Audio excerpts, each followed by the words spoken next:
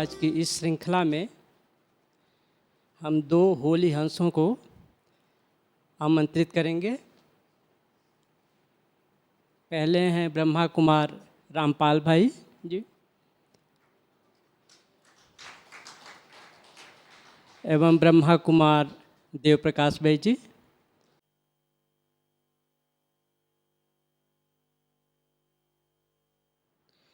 ओम शांति।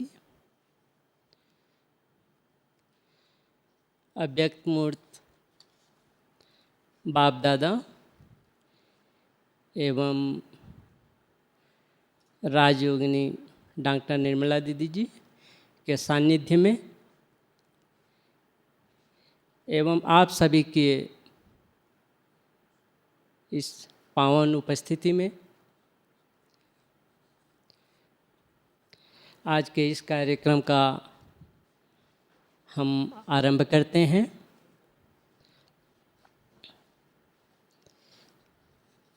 हमें पूरी उम्मीद है कि आपकी यह उपस्थिति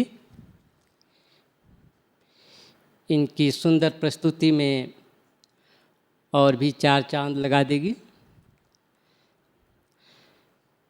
तो सर्वप्रथम हम रामपाल भाई जी के अनुभवों से लाभान्वित होना चाहेंगे। ऐसे रामपाल भाई जी लगभग 40 सालों से ज्ञान में हैं, 40 वर्ष से, और लगभग 27 सालों से यहाँ समर्पित हैं मधुबन में। और यूपी के सीतापुर जनपद के कुशमौरा ग्राम से आप संबंध रखते हैं, क्योंकि रामपाल भाई का बचपन कोई एक जगह नहीं बीता है, बहुत जगहों पर बीता है। तो इसलिए हम रामपाल भाई जी से दो प्रश्न एक साथ कंबाइन करके पूछना चाहेंगे कि आपकी पारिवारिक पृष्ठभूमि कैसी थी, और इसको तो आप शार्ट में बताएंगे, और आप ज्ञान में कैसे आए। तो इसके बारे में हम रामपाल भाई जी से जानना चाहेंगे।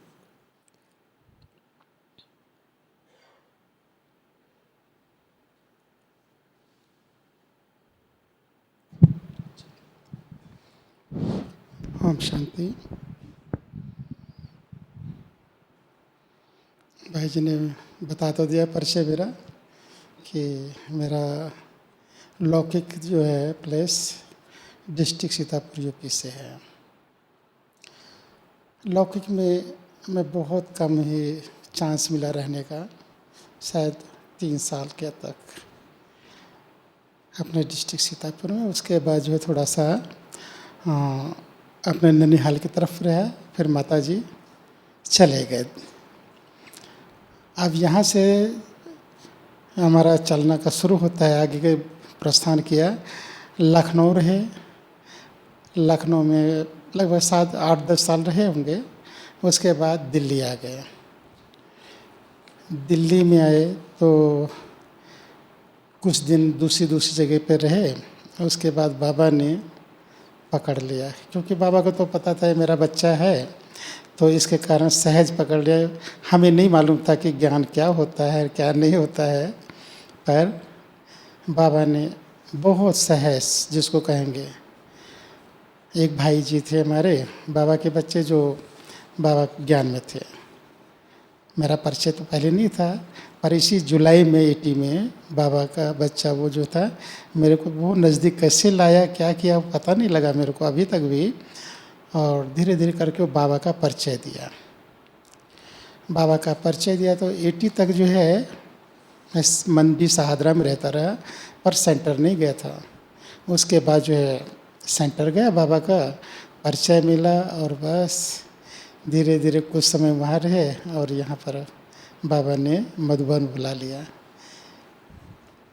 और बाबा का यहाँ रहने का सब कुछ बाबा ने अरेंज किया। इसमें मेरा कोई रोल है ही नहीं कि हाँ भाई हमें कुछ प्रयास करना पड़ता है। कई हमारे भाई बहनों को अनुभव होंगे कि उनको प्रयास करना पड़ा होगा कईयों को कि हाँ भाई मेरे को मधुबन में समर्पित होना है, मेरे को समर्पित कोई जीवन जीना है, तो कई तरीके से आया होगा। बाकी मेरे लिए ऐसा कुछ भी नहीं है।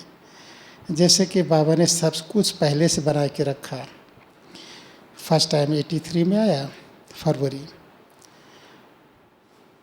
बड़ा अच्छा सेवा चल रही थी। उसके बाद मार्च में होली के एक दिन पहले बड़ी दादी ने बोला आतम भाई को, सूरज भाई को, कि ये लड़का रहना चाहता तो उसको रख लो। दीदी और दादी ने छुट्टी दी हमको। ये तो हम आपसे बाद में जानना चाहेंगे। अच्छा। मधुबन का हाँ। तो ज्ञान में आए, केवल उसी को हम पूछ रहे थे। हाँ तो ज्ञान में भाई जी आइए। कोई प्रश्न उत्पन्न हुआ आपको जब ज्ञान में आया? आपको जब पहली बार बाबा का ज्ञान मिला तो कोई प्रश्न उत्पन्न हुआ या नहीं, कोई क्वेश्चन नहीं, कोई तरीके का प्रश्न नहीं था। जो भाई ने मेरे को ज्ञान दिया, केवल वहाँ पर एक जगह में कंफ्यूज हो जाता था। जब वो कभी कहता था कि भगवान आया हुआ है, तब मेरे को लगता था कि आया हुआ मीनिंग क्या है। जब भगवान सब जगह है तो आया कहाँ से? मेरा यहाँ पे ही के फंसता था। तो कई बार मुरली में, क्योंकि हम तो मंडी से जो सेंटर पे गए हूँ 81 11 जनवरी को, संडे को, ये शाम का टाइम था। और उससे पहले जो है मैं 6 महीने यहीं पे रहा, सब मंडी में रहते हुए मुरली पढ़ता था, सुनता था, वो भाई सुनाता था, पढ़ाता था। तो क्वेश्चन कोई था ही नहीं, केवल उसके एक ही छोड़ के कि भगवान आया हुआ है, वहाँ पे मैं फंसता था, इसके अलावा कोई नहीं। और जब सेंटर पे गए तो वो भी पूरा हो गया। बहन जी ने जो कुछ बोला तो मेरे को लगा भाई के तो बारे में तो थोड़ा चलता था कि ये मेरे को क्या सुनाता है, भगवान आया। पर जब बहन जी ने सुनाना लगा तो सब कुछ समाप्त हो गया। तो मेरे को ज्ञान में बहुत सरल भाव से आए, कोई मेरे को क्वेश्चन नहीं रहा, अपने अंदर से किसी का दबाव प्रभाव नहीं था, किसी का कोई कुछ नहीं था। जो कुछ था बाबा है, बाबा सादा साथ रहेगा, हम और आप सबके साथ। जी अच्छा, अभी हम देव प्रकाश भाई जी से उनका अनुभव सुनेंगे। देव प्रकाश भाई जी 1992 में ज्ञान में आए और 1995 में 95 में बाबा से इनका पहला मिलन हुआ और 96 में आप समर्पित हो गए मधुबन में पूरी तरह से। तो देव प्रकाश भाई जी का तो बहुत अनुभव है, कैसे इन्होंने जो ORC में भी जो नया निर्माण हुआ सब कुछ, तो उसमें सब साउंड की व्यवस्था इन्होंने ही साउंड सिस्टम वहाँ फिक्स किया था, तो वो भी हम जानना चाहेंगे पहले।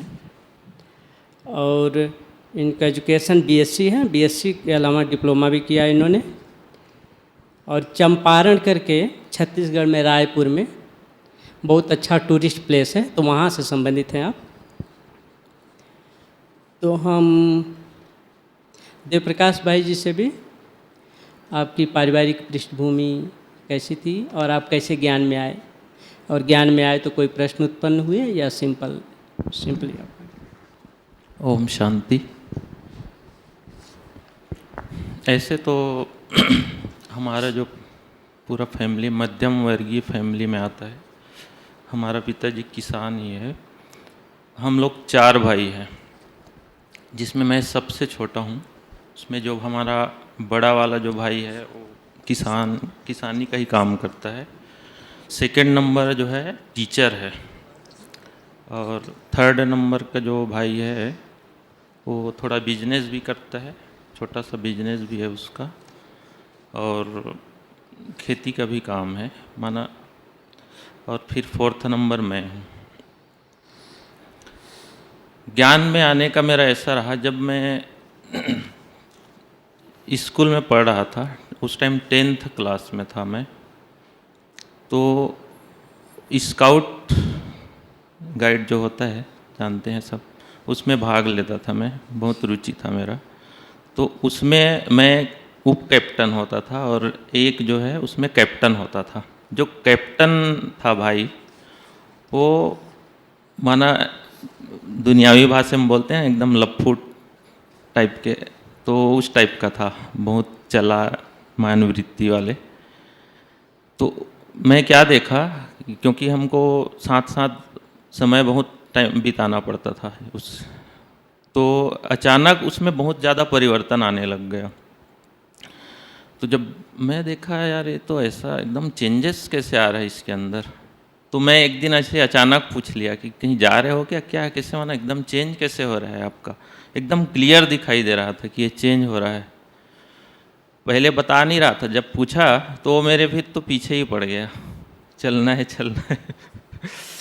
फिर मैं बोला, और मैं पढ़ाई में बहुत, माना मेरा बहुत ज़्यादा रुचि था, माना ज़्यादातर अटेंशन मेरा पढ़ाई में ही रहता था।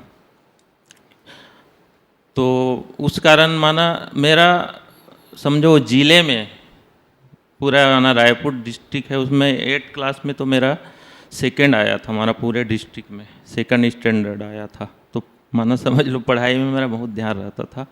तो उसने पीछे ही पड़ गया, तो मैं बोला एग्ज़ाम होने दो मेरा, फिर आपके साथ चलूँगा 10th क्लास का, क्योंकि बोर्ड होता था ना। तो जैसे एग्ज़ाम हुआ दूसरे दिन, आज पूरा हुआ एग्ज़ाम, दूसरे दिन मैं सेंटर गया, सेंटर लेके गया वो मेरे को। जैसे ही मैं सेंटर में कदम रखा, तो उस टाइम बहन जी थी, वो क्लास ले रही थी किसी का, तो उसने मेरे को बाबा के कमरे में बिठा दिया, वो भाई के साथ, वहाँ इसको बाबा के कमरे में बिठाओ।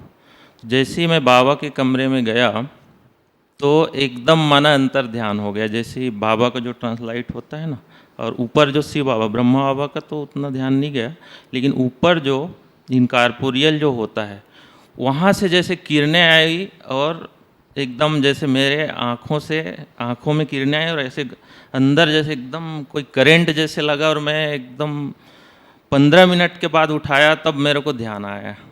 तो बस फिर चल पड़ा मैं ज्ञान में, तो मेरा ज्ञान में एंट्री ऐसे हुआ। कोई संशय उत्पन्न हुआ आप, कोई संशय नहीं? एक्चुअल में हमारा ज्ञान में आने से पहले पूरा फैमिली जो है ना गायत्री परिवार से जुड़ा हुआ था। गायत्री परिवार तो बहुत फेमस है, आप लोग जानते होंगे, तो उससे जुड़ा हुआ था। तो हम उसमें जाते थे, यज्ञ करना, मंत्रोच्चार करना, ये शुरू हो गया था। भक्ति में उतना रुचि नहीं था, लेकिन पिछले 6 या 7 महीने से मेरा एकदम माना ज़्यादा ही हो गया था। घर वाले भी जाते थे गायत्री परिवार में, लेकिन मेरा सबसे बहुत ज़्यादा रुचि हो गया था। माला जपना रोज़, माना उसमें जो नियम बताए हुए थे वो लोग, 4 टाइम क्या क्या करना है हमको, तो वो सारा एकदम विधि पूर्वक करता था। तो घर वाले भी घबरा गए थे कि इसको क्या हो गया अचानक से, तो भक्ति में उतना रुचि नहीं था। तो जाता तो था, 1 साल हो गया था, लेकिन बहुत सारी चीज़ें मेरे को क्लियर नहीं होता था वहाँ पे। कुछ क्वेश्चन करता था जो वहाँ पे आचार्य जी था उसको, तो वो भी आंसर तो देता था, लेकिन मेरे को सेटिस्फाई नहीं होता था कि। लेकिन जब पहली बार मेरे को प्रदर्शनी समझाया सेंटर में, और वहाँ आत्मा का जो चित्र होता है ना, वो जब समझाया कि आत्मा अलग है और शरीर अलग है, और वो हड्डी मांस का जो पुतला दिखाता है, वो जब दिखाया तो एकदम से क्लिक हो गया मेरे को। अरे मैं यही तो पूछता था उसको, और सही ढंग से जवाब नहीं देता था। और पहले दिन ही मेरे को निश्चय होगा कि ज्ञान सही है तो यही है। आत्मा का वो चित्र समझाते ही मेरे को समझ में आ गया, और पहले ही शिव बाबा मेरे को करेंट भेज दिया था, तो मेरे को फिर कोई संशय नहीं आया पहले ही दिन से। अच्छा, हम रामपाल भाई जी से जानना चाहेंगे कि मधुबन में आप पहली बार कब आए, और आपको कैसे निश्चय हुआ बाबा में, बाबा ने कैसे आपको पहली बार संबोधित किया, तो जिसमें आपको थोड़ा डाउट भी आया, और फिर कैसे निश्चय हुआ, जो ओम शांति भवन का अनुभव है वो भी बताएंगे आप। मैं फर्स्ट टाइम 83 फरवरी में आया था बाबा के घर। तो 2 पर्पज़ थे आने के यहाँ पर, एक बाबा से मिलना है, दूसरा सेवाधारी बनकर 2 महीने के लिए। तो सेवा चल रही थी बाबा से 5-7 दिन या जैसे कुछ था। कुछ दिन के बाद किसी ने सुनाया मेरे को या किसी और को कि अगले हफ्ते बाबा आने वाला है। मेरे जीवन में कभी कोई बात आई ही नहीं थी बाबा के बनने के बाद। पर वो जिस दिन वो सुनाया भाई ने अगले हफ्ते बाबा आने वाला है, उसी टाइम से मेरे अंदर चलने लगा कि मैं कैसे पहचानूंगा कि भगवान मेरा है, मैं कैसे पहचानूंगा कि बाप मेरा है, ये भगवान मेरा अपना है, ये कैसे मैं पहचानूंगा। ये 2-3 शब्द जो है पूरा एक हफ्ता चलते रहे, और सोते जागते 24 घंटे कि मैं पहचानूंगा कैसा। क्योंकि सामने से मिलना, मुरली में सुनना एक अलग लग रहा था, पर जब सामने मिलने का टाइम आया तो मेरे को ये चलने लगा। वो भी शुभ टाइम आया कि जिस समय बाबा सामने बैठे थे, मुरली चला रहे थे, और मेरे अंदर वह चल रही थी मुरली कि मैं कैसे पहचानूंगा आने वाले को कि ये मेरा बाप है, मैं कैसे पहचानूंगा भगवान मेरा है। चलता रहा। बाबा 6:30 बजे आया और लगभग 2:30 बजे 2 या 2:30 बजे अनाउंस किया कि सादरा वाले भाई बहनें जितने भी हैं सभी बाबा से मिलने आ जाए। तो कई भाई बहनों को पता होगा कि ओम शांति भवन जब बना है तो सभी भाई बहनें मम्मा की तरफ से स्टेज पे जाते थे, हम भी गए। तो मेरे लिए एक बड़ा अच्छा ये लगा कि जैसे मैं पहले स्टेप पे पाँव रखा, वो एक हफ्ते का जो चल रहा था कहाँ चला गया वो सब मैं भूल गया, बिल्कुल डिलीट हो गया। अब आगे बढ़े तो सभी पहले बाबा से ग्रुप में मिले हम लोग, उसके बाद पर्सनल मिलना हुआ बाबा के साथ। जब पर्सनल मिल रहे थे तो कुछ देर मिलने के बाद में बाबा पूछता वो क्या है कि बच्चे बाप के घर पहली बार आए। मैंने सिर तो हिला दिया हाँ। फिर मेरे को अंदर चला कि ओहो ये बड़े लोग होते हैं ना, बड़े उस्ताद होते हैं, क्योंकि मैं तो नहीं देख रहा था बाबा को, मैं तो परिचय था वो पहचान नहीं, वैसे थी नॉलेज, पर फेस टू फेस की नॉलेज तो नहीं थी ना। तो मेरे को चला ओहो ये बड़े लोग उस्ताद होते, बड़े जो भूल जाते छोटों को, क्योंकि मैं दादी गुलजार को देख रहा था और दादी गुलजार मेरे को बड़ी अच्छी तरीके से जानती थी, मैं उनको जानता था। और महीने में 1 बार या 2 बार मैं पांडव भवन जाता ही था दादी से मिलने के लिए। और फिर उसके बाद अक्टूबर में मेला था दिल्ली में, तो वहाँ से दादी छुट्टी लेके आई थी अक्टूबर में, हम लोग मेले में थे। तो मैंने दादी को बोला भी था कि दादी हम भी आएंगे मधुबन, क्योंकि प्रोग्राम तो बन गया था। तो ये चला मेरे अंदर। उसके बाद बाबा ने एक वरदान दिया कि सदा याद रखना, वाह बाबा वाह, वाह मेरा भाग्य वाह, वाह ड्रामा वाह। इसके बाद बाबा ने कहा अच्छा बच्चे। जो अच्छा बच्चे कहा तो केवल 1-2 सेकंड में मेरे को पूरा एक फिल्म जैसा दिखाई दिया, ये मेरा बाबा है। माना बाबा ने अपना परिचय मेरे को खुद दिया, क्योंकि बाबा को तो पता लग गया ना, मालूम था कि बच्चा मेरे को पहचान नहीं रहा है, क्योंकि कलप पले के बिछड़े हुए हैं, कैसे पहचान होगे। तो बाबा ने जो है अपना परिचय दिया। वो दिन और आज का दिन मेरे अंदर बाबा के लिए कुछ भी नहीं चलता है, नहीं चलेगा भी नहीं, क्योंकि इतना पक्का निश्चय करा दिया, परिचय दे दिया जो भूल हो ही नहीं सकती है। तो ये बाबा की कमाल है कि अपना बना के अपना परिचय भी दिया, अपने घर में भी बैठा लिया, अपनी गोदी में बैठा लिया। ये कमाल है मेरे बाबा की। शायद मेरे से सबको क्लियर हुआ इनका, रामपाल भाई का क्लियर हुआ सबको। क्योंकि जो पहली बार इन्होंने कहा ना कि गुलजार दादी के बहुत टच में थे शुरू से, तो दादी तो उनसे बहुत मिलती थी, लेकिन जब बाबा ने इनको कहा कि पहली बार मिले हो क्या, तो इनको लगा देखा बड़े लोग हैं तो भूल जाते हैं हमें कुछ नहीं।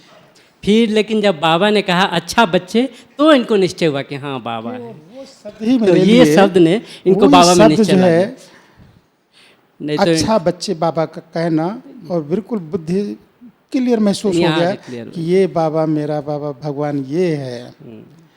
बहुत बढ़िया। कैसे कैसे बाबा किस विधि से किस बच्चे का भाग्य बनाता है, कैसे अपना परिचय देता है, क्योंकि वैसे तो परिचय था, ज्ञान में चलने लगे तो बाबा का परिचय था, पर अभी प्रैक्टिकल में परिचय करना बड़ा वैसा बात थी ना, तो इसलिए बाबा ने ऐसा करके विधि से परिचय दिया कि मैं तुम्हारा बाप हूँ।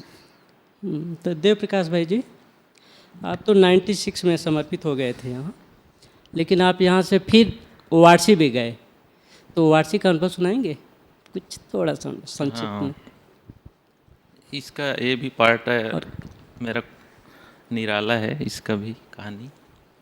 मैं एक्चुअल में समर्पित तो शांतिवन में हो गया था। मैं उस टाइम वारसी बनना शुरू हुआ, 2000 से शुरू हुआ था कंस्ट्रक्शन। तो वहाँ पे साउंड या वीडियो के लिए जो भी जाता था ना, वो नहीं रहता था, आ जाता था, 1-2 दिन रह के आ जाता था, क्योंकि बहुत जंगल जैसे था उस टाइम। तो पता है कंस्ट्रक्शन जब चलता है कोई भी जगह, तो मधुबन जैसे तो फैसिलिटी मिलेगा ही नहीं ना, बिल्कुल भी। तो एक्चुअल में साउंड में रवि भाई के पास 5 साल तक सेवा किया था। उसके बाद 1 साल में अपना सेवा चेंज करवा लिया था, मैं बड़े भंडारे में चला गया था, शांतिवन में। तो वही मेरा माना जाने का कारण बना, क्योंकि साउंड में रहता तो रवि भाई तो छुट्टी ही नहीं देता।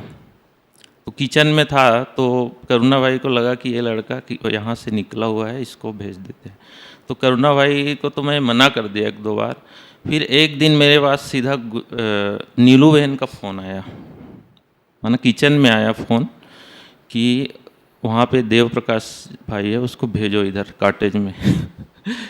तो मैं समझ तो गया कि मैं मना तो कर दिया हूँ, देखा जाएगा, चला गया मैं। ऐसे किचन वाले पहले से ही मेरे को मना कर देना करके बहुत समझाया था वहाँ जाने के लिए, क्योंकि दिल्ली उतना अच्छा जगह नहीं है, ये बहुत कुछ दिल्ली के बारे में बता दिए थे, तो मैं थोड़ा डर भी तो गया था।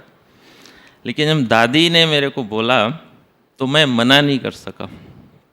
और दादी ने ऐसे नहीं बोला जाओ करके, ऐसे ऑर्डर नहीं दिया गुलजार दादी ने, अब जाओ 1-2 महीना सेवा करके देखो, बहुत अच्छा लगेगा आपको, और अच्छा लगेगा तो रहना, नहीं लगेगा तो वापस आ जाना। तो दादी बोल रही है, मतलब कैसे मैं मना कर सकता हूँ। तो जो लोग कान भरे थे वो सब एक साइड हो गया मेरा, और दादी ने जो बोला मैं दादी को हाँ जी बोल दिया। और आज दादी को बोला और दूसरे या तीसरे दिन ही निकल गया था मैं दिल्ली के लिए, करुणा भाई के ही साथ गया था उसके गाड़ी में। तो वहाँ जाते ही मेरे को समझ में आ गया कि लोग भाग के वापस क्यों आ जाते हैं। सोने के लिए ठीक से जगह नहीं, इतना गर्मी, माना कंस्ट्रक्शन जब चलता है तो यही हाल रहता है, कांटों का जंगल ही होता है। फिर मैंने उसी टाइम ही मैंने अपना मन माना निश्चय किया कि दादी ने भेजा है तो ज़रूर कुछ कारण होगा। और माना बाबा ने ऐसे सेवा लिया। देखो जब हम मधुबन में रहते हैं तो आप लोगों को भी सब अनुभव होगा कि हम किसी इंचार्ज के अंडर में काम करते हैं, तो क्या होता है वो जो बोल दिया तो वही करके आ जाते हैं, जिम्मेवारी या उतना कुछ सीखते नहीं है, भाई ये वाला काम कर दो, करके आ गए, हो गया भाई जी, वो वाला कर दो। लेकिन वहाँ जाने के बाद पूरा अनुभवी मूर्त बना दिया बाबा ने, क्योंकि हर चीज़ खुद को डिसाइड करना है, वहाँ पे क्या करना है, क्या खरीदना है, हर चीज़ खुद को डिसाइड करना है। तो एक जिम्मेवारी का जो पार्ट शुरू हो गया वहाँ पे। तो एक ज़बरदस्त अनुभव सुनाता हूँ वहाँ का, कि मैं घर में सबसे छोटा हूँ, लौकिक में भी 4 भाई हैं, उसमें मैं सबसे छोटा हूँ। तो वहाँ भी लाडला ही होता था घर में, खाओ पियो मौज करो वाला। और मधुबन में आया तो वहाँ भी माना मेरे से तो सीनियर 2 भाई, तो मैं तो जूनियर ही था, तो उतना भी माना बता रहा हूँ ना। मधुबन वहाँ गया तो पहले ही दिन माना एक या जाने के बाद दूसरे या तीसरे दिन मेरे को टूल्स खरीदना था। अब काम करने तो टूल्स भी तो चाहिए ना। तो मेरे को 1 लाख पैसा दिया अकाउंट वाले ने कि ये आप खरीद लो अपना जो भी है, लिस्ट बना के दिया था, 1 लाख हो गया था। तो मैं बोला यार 1 लाख लेके पहली बार मैं देखा हूँगा 1 लाख पैसा। और वो भी दिल्ली जैसे जगह में जाना, इतना कुछ सुना हुआ था कि वहाँ पॉकेट मार लेते हैं, ये है वो है, बहुत कुछ, और होता भी था। और एक भाई था वहाँ पे महाराष्ट्र का, उसके साथ मैं गया, वो खुद ही सुना रहा था कि मेरा 2 बार जेब कट गया, अब ध्यान रखना। और मैं क्या करता था, एक विधि बना लिया था कि कोई भी नया, माना जैसे दिल्ली ही जाना है कुछ खरीदी करने, मैं बाबा के कमरे में पहले जाता था। मैं वहाँ पे एक बाबा का कमरा बना हुआ था टेम्परेरी, और बाबा को ही बोल के रखता था कि बाबा मैं नहीं जा रहा हूँ, आप मेरे साथ जा रहे हो, जो भी करना है आपको करना है। तो ये बोल के जाता था मैं। तो 1 लाख लेके गया, लेकिन इतना अच्छा मैं खरीदी करके आया ना, तो माना किसी प्रकार की धोखा मिला ना, मेरा पॉकेट कुछ भी नहीं हुआ, और एकदम सब चीज़ आराम से खरीद के आया। तो ये मेरा पहला सफलता था, उसमें पास हो गया मैं। तो ऐसे बहुत सारे अनुभव है, अभी अनिल भाई पूछता जाएगा तो बताते जाएंगे। रामपाल भाई जी का तो बहुत अनुभव है, दादियों के साथ का भी। तो कोई एक अनुभव दादियों के साथ का, विशेष अनुभव कोई हो तो बताइए।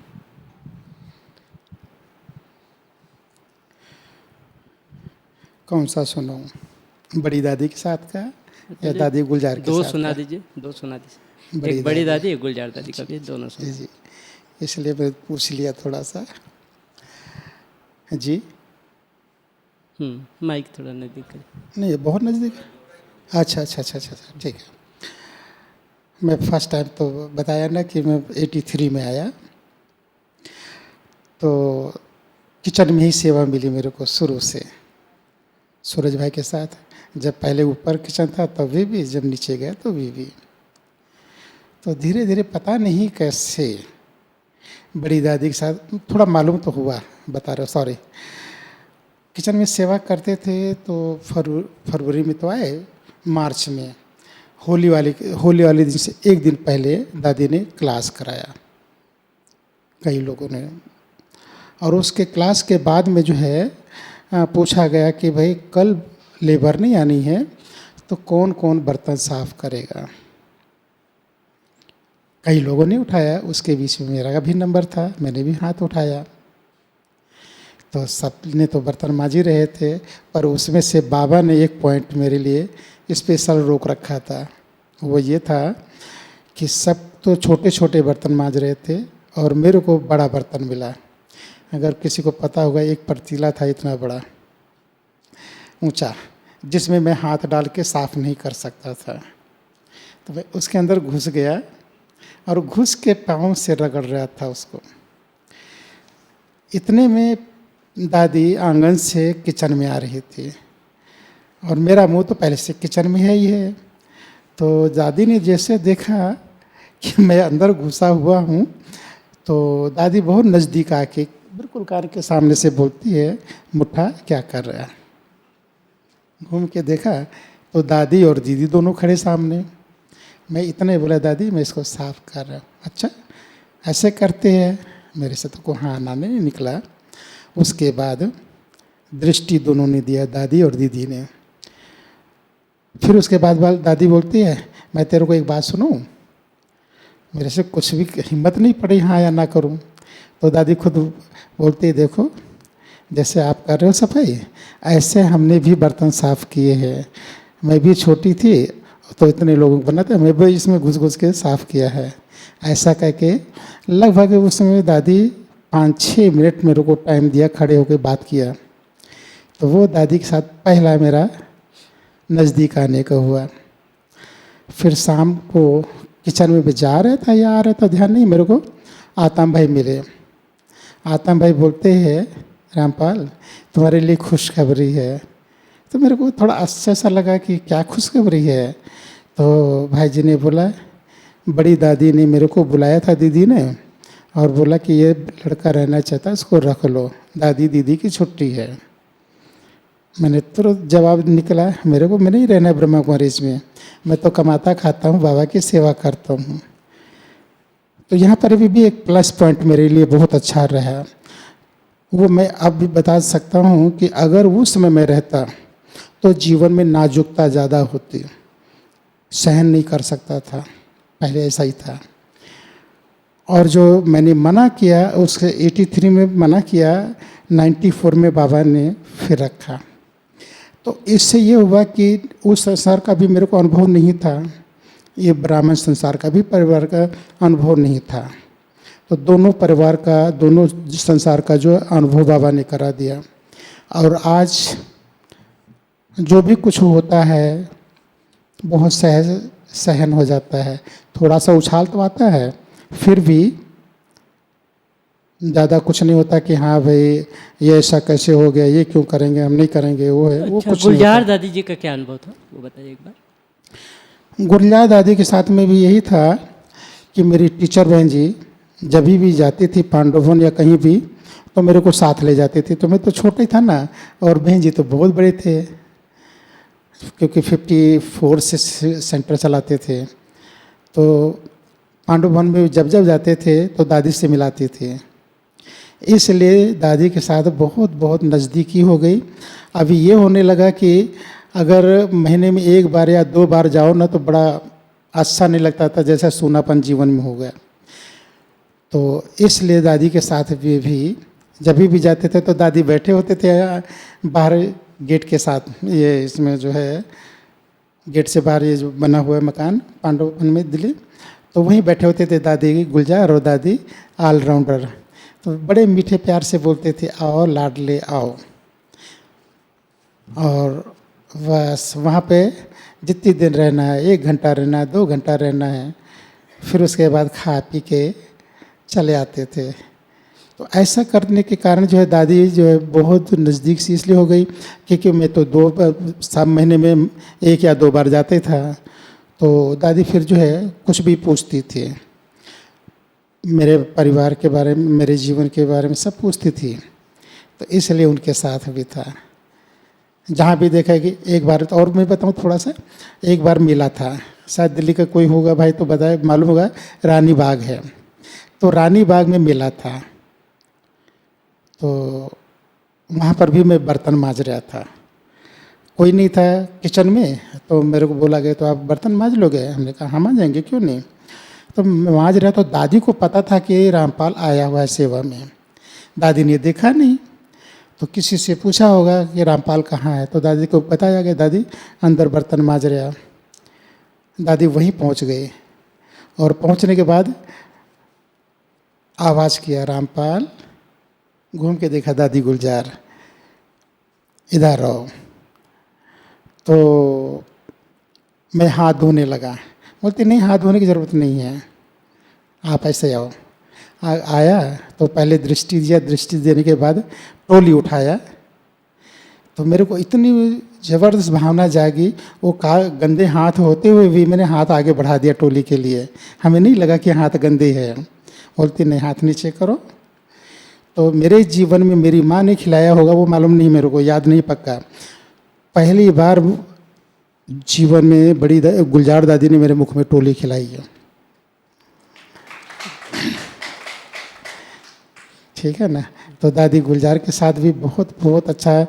यहाँ पर भी जब मधुबन में आते थी दादी मिलती थी, अच्छा आप यहाँ रह रहे हो ना, बड़ी अच्छी बात है, बाबा के घर में रहो, यहीं पे रहना है आपको, वरदान देती थी दादी। तो इस तरीके से दोनों दादियाँ बहुत बहुत नज़दीक। दादी के, बड़ी दादी के रूम में तब तक गुलजार, ये क्या नाम, मोहिनी बहन, मुन्नी बहन कोई नहीं होती थी दादी के साथ। तो हफ्ते में 1-2 बार जाते थे दादी के रूम में। तो जाते थे, बैठती थी दादी अपने बेड पे बैठती थी, एक ऐसा स्टूल बैठा था, पड़ा था, उस पे हम बैठते थे। जो कुछ पूछना है दादी से मेरे को, मैं पूछ लेता था, उनको जो पूछना वो पूछ लेती थी। माना दादी जैसे मेरी माँ से भी बड़ी माँ जैसा व्यवहार किया। तो ऐसा दादी का परिचय हमारी बहनों ने कराया, हमारी टीचर बहन ने कराया, और बाबा ने तो जो कुछ कराया वो तो सबके सामने, सबके लिए है। अभी देव प्रकाश भाई जी से पूछना चाहेंगे, आपका कोई दादियों के साथ या सीनियर्स के साथ का कोई विशेष अनुभव?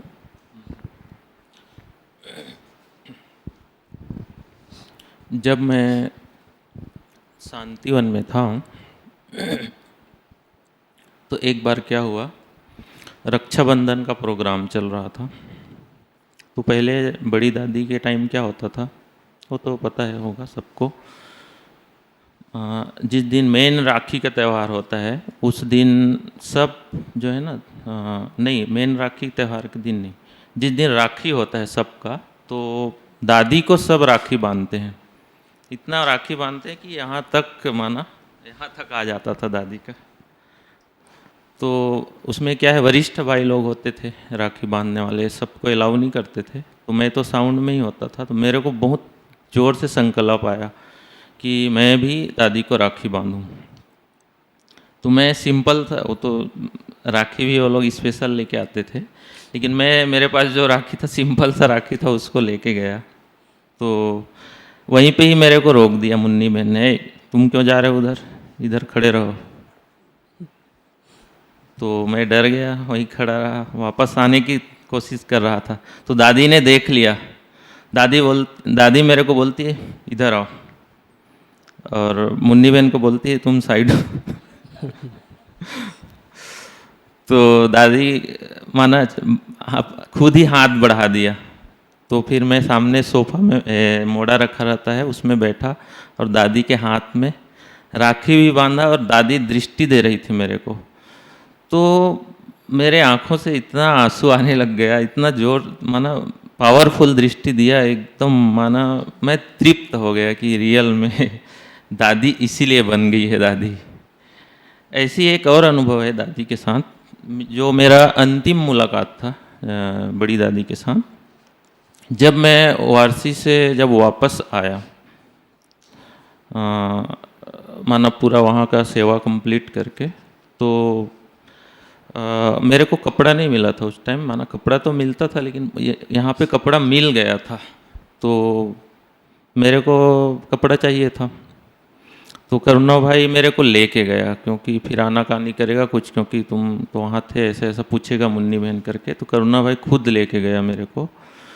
तो उस टाइम कोई नहीं था, क्योंकि दादी का तबीयत ठीक नहीं था, तो कॉटेज में पता नहीं उस टाइम कोई नहीं था। तो सीधा दादी के ही कमरे में लेके चला गया। उस टाइम डॉक्टर सतीश गुप्ता बैठा था वहाँ पे दादी के साथ, कुछ एक्सरसाइज करा रहे थे। तो जाते ही हम लोग को बोलते देखो दादी कौन आया है, करुणा भाई आया है, ऐसे थोड़ा बहला रहे थे। तो तुरंत दादी जो है माना हमारे तरफ हम दृष्टि देने लग गया। तो करुणा भाई हाथ मिलाया दादी से, तो मैंने भी हाथ मिलाया। फिर माना एकदम दृष्टि लेता रहा, हाथ मिला के फिर फ्रूट दिया हमको। तो वो मेरा अंतिम मुलाकात था। तो उस टाइम फील हुआ कि एकदम दादी जो है एकदम जैसे होता है ना प्योरिटी का, जैसे करेंट आ जाता है हाथ में, तो ऐसे मेरे को एकदम फील हुआ। तो वो मेरा दादी के साथ अंतिम माना मिलन था। उसके बाद समझो सप्ताह भर के बाद ही दादी ने शरीर छोड़ा था। ऐसे ही एक अनुभव मेरा शांतामणि दादी जी के साथ रहा, कि शांतामणि दादी शांतिवन की इंचार्ज है। तो मैं तो वहाँ दादी मेरे को बहुत प्यार करती थी। वहाँ दादी मेरे को पूरा नाम से कभी नहीं बुलाती थी, और देबू बोलती थी मेरे को ज़्यादातर दादी, देबू। तो एक बार क्या हुआ, मैं जब किचन में गया था, तो माना कुछ साउंड में माना रवि भाई के साथ कुछ प्रॉब्लम आया था। तो मैंने दादी को सब कुछ जाके सुनाया। तो दादी मेरे सिर पे हाथ रखा, और वंडर देखो दादी का, ये दादी की विशेषता भी, उसने सब कुछ सुन लिया। माना मैं दादी ने बोला जो दिल में है सब सुनाओ, तो मैंने सब कुछ दादी को बता दिया। और दादी जो है ना पास नहीं करे, ये उनकी विशेषता थी। माना तीसरे व्यक्ति को पास नहीं करेगी, सुन के संभाल लेती थी। तो उसने इतना माना मेरे को बोला नहीं तुम्हारी कोई नहीं है, तुम निश्चिंत रहो, इतना निश्चिंत भी किया, और मेरे सिर पे हाथ रख के आशीर्वाद भी दिया। तो ये मेरा शांतामणि दादी के साथ विशेष अनुभव था। और गुलजार दादी के साथ भी सुना दीजिए। जब मैं वारसी में था, तो जब दादी यहाँ से गई दिवाली में, उसके बाद सीधा दिवाली में गई थी दादी। माना मेरे यहाँ से जाने के बाद दिवाली में ही मिला। तो उस टाइम तो वारसी में दादी ही आती थी, दादी और नीलू बहन, और सारा व्यवस्था वही लोग देखती थी। आशा बहन, गीता बहन और शुक्ला दीदी, ये लोग बहुत बाद में आए उद्घाटन से, एक थोड़े दिन पहले ही इन लोगों को माना वहाँ का प्रशासन सौंपा, तो उससे पहले सारा गुलजार दादी ही अपने देख रेख करती थी। तो उस टाइम हम दादी के साथ दिवाली मनाते थे, गुलजार दादी के साथ। तो दादी जो है ना पर्सनल, तो नीलूबेन बोलती दादी ये भाई याद है कौन है? तो बोलते हैं हाँ याद है, ये शांतिवन से आया ना, क्योंकि यहाँ पे दादी जो माना बात दिए थे तो उनको याद था। तो दादी ने उस टाइम हाथ मिलाया मेरे से और दृष्टि दी, और राखी के टाइम वहाँ पे दादी ने खुद ही हम लोगों को राखी बांधते थे। तो ये माना गुलजार दादी के साथ विशेष माना पालना का हमको वहाँ पे पार्ट मिला था। अच्छा रामपाल भाई जी, तो आपसे हम जानना चाहेंगे कि लॉकडाउन, इस समय तो लॉकडाउन चल रहा है ना, तो इसका आप कैसे फ़ायदा उठा रहे हैं, या वर्तमान में आपका क्या पुरुषार्थ चल रहा है?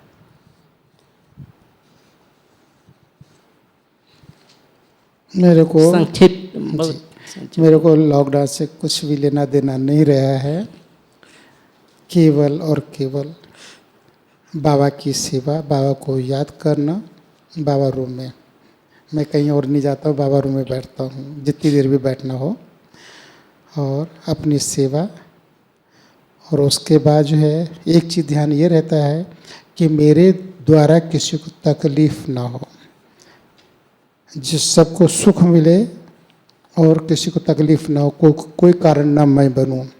तो विशेष तो मेरे को यही रहता है कि बाबा को याद करना है, माना तपस्या करना है और सेवा करना है।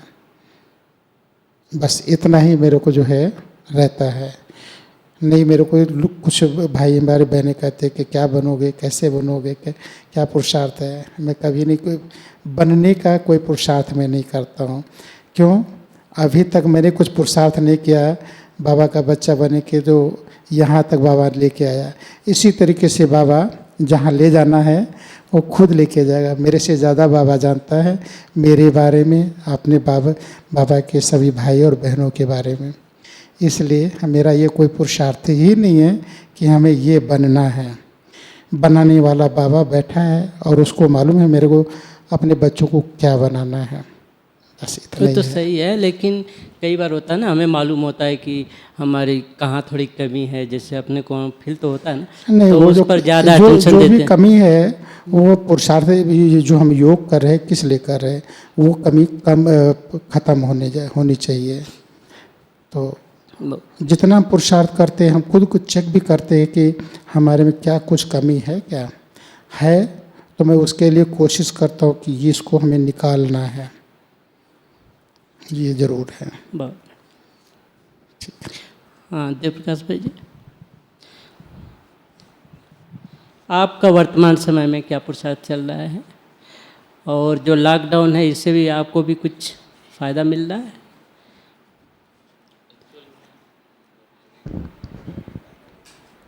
लॉकडाउन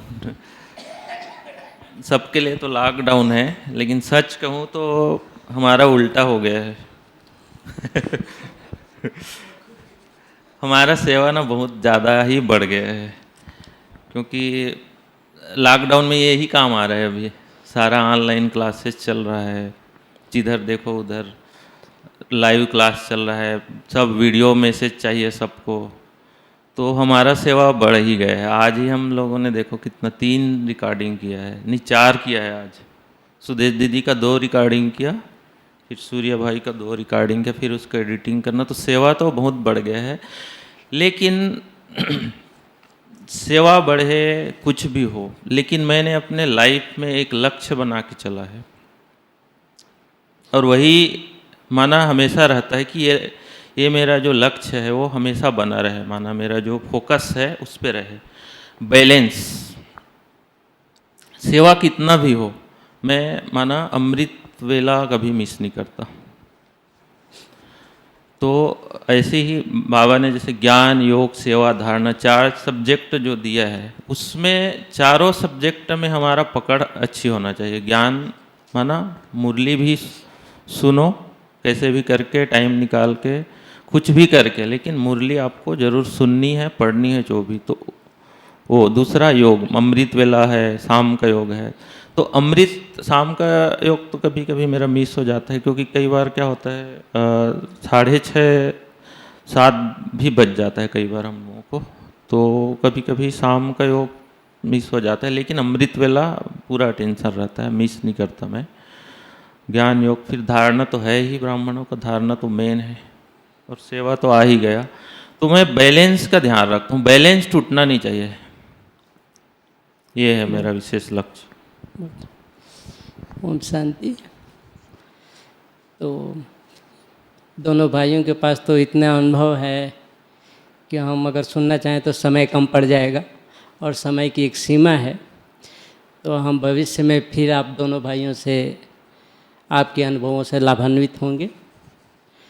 तो आज आपके अनुभवों से हम इतना लाभान्वित हुए हैं, तो इसके लिए आपका हम बहुत ही धन्यवाद करते हैं, आभारी हैं आपके।